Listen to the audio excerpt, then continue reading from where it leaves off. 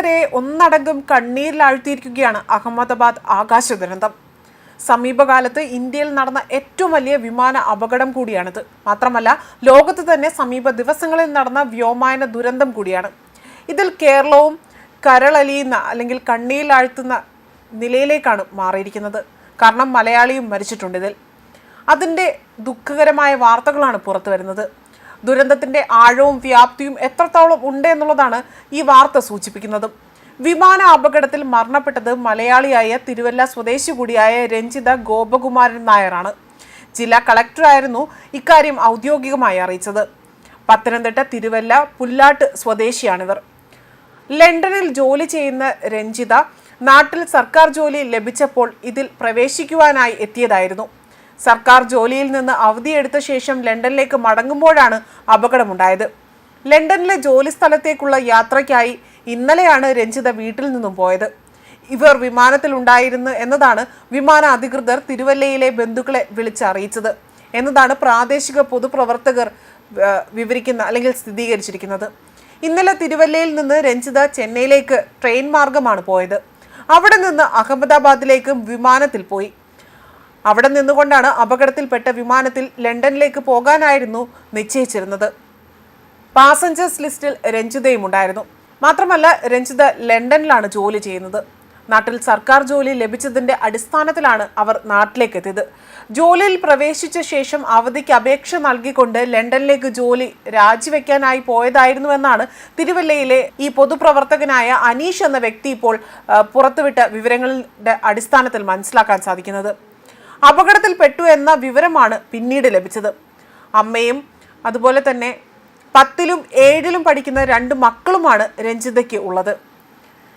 എന്നാൽ ഇവരുടെ വീട്ടിലെ ഇപ്പോഴത്തെ പ്രതികരണം വളരെയധികം നമ്മുടെ നെഞ്ചു പിടിച്ച് ഉലയ്ക്കുന്ന രീതിയിലാണ് എന്നതാണ് മറ്റൊരു വസ്തുത. എൻ്റെ അമ്മയെ തിരിച്ചു തരണേ എന്ന് അലമുറയിട്ട് കരയുകയാണ്. എല്ലാവരും പ്രാർത്ഥിക്കണേ, എൻ്റെ അമ്മയെ തിരിച്ചു തരണേ എന്ന് കണ്ണീരോടെ തന്നെ വാവിട്ട് കരയുന്ന 7ാം ക്ലാസ്സുകാരിയായ മകളുടെ അതുപോലെ തന്നെ 10ാം ക്ലാസ്സുകാരൻ ഇന്ദ്രചൂടനെയും ആശ്വസിപ്പിക്കാൻ പാടുപെടുകയാണ് ഇപ്പോൾ ആ ഒരു ഗ്രാമം. കാരണം അത്രയ്ക്ക് നെഞ്ചുലയ്ക്കുന്ന കാഴ്ചകളാണ് ആ ഒരു വീട്ടിൽ നിന്നും നമുക്ക് കാണാൻ സാധിക്കുന്നതും.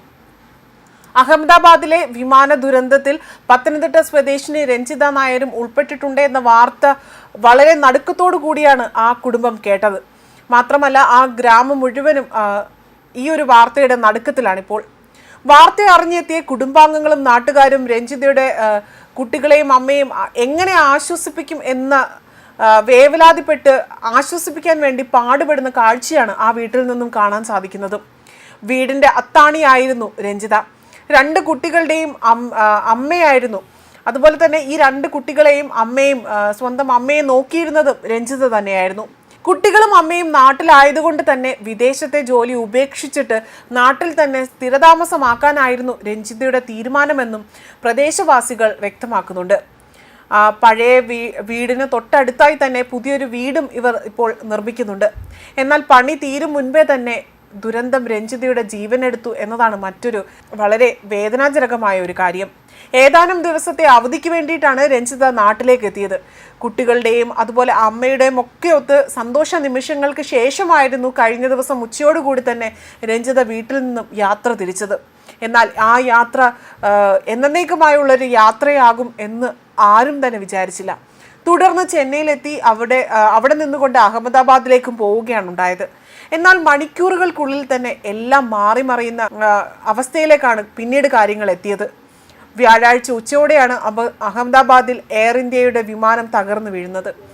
വിമാനത്തിലുള്ള മുഴുവൻ പേരും മരിച്ചതായിട്ടായിരുന്നു ആദ്യം റിപ്പോർട്ടുകൾ പുറത്തു വന്നതെങ്കിലും പിന്നീട് ഒരു വ്യക്തിയെങ്കിലും ജീവനോടെ രക്ഷപ്പെട്ടു എന്ന ആശ്വാസകരമായ ഒരു വാർത്തയാണ് ഇക്കഴിഞ്ഞ മണിക്കൂറിൽ പുറത്തു വന്നത്. 2 ദിവസം മുൻപ് വരെ ഞങ്ങൾ കണ്ട് സംസാരിച്ചതാണ്. പുതിയ വീടിൻ്റെ പണി നടക്കുന്നുണ്ട്, അതിൻ്റെ കാര്യങ്ങളൊക്കെ സംസാരിച്ചാണ് അവർ ഞങ്ങളെ വിട്ടു പോയത്. വയ്യാത്ത അമ്മയും 2 കുട്ടികളും മാത്രമേ ഉള്ളൂ ആ വീട്ടിൽ. പിതാവ് ഗോപകുമാർ നേരത്തെ തന്നെ മരിച്ചതാണ്. വിഷയവുമായി ബന്ധപ്പെട്ട് സർക്കാരിൻ്റെ ഭാഗത്തു നിന്ന് ഇതുവരെയും വിവരങ്ങളൊന്നും തന്നെ ലഭിച്ചിട്ടില്ല എന്നും നാട്ടുകാർ വ്യക്തമാക്കുകയാണ് ചെയ്തിരിക്കുന്നത്. മാത്രമല്ല, ഔദ്യോഗിക അറിയിപ്പിന് വേണ്ടി ഈ ഒരു നാടും കുടുംബവും ഈ ഒരു ഗ്രാമം തന്നെ കാത്തിരിക്കുകയാണ് രഞ്ജിതയുടെ മരണവാർത്ത ഔദ്യോഗികമായി അറിയിക്കുന്നതും കാത്ത്. ന്യൂസ് ഡെസ്ക് കർമ്മ ന്യൂസ്.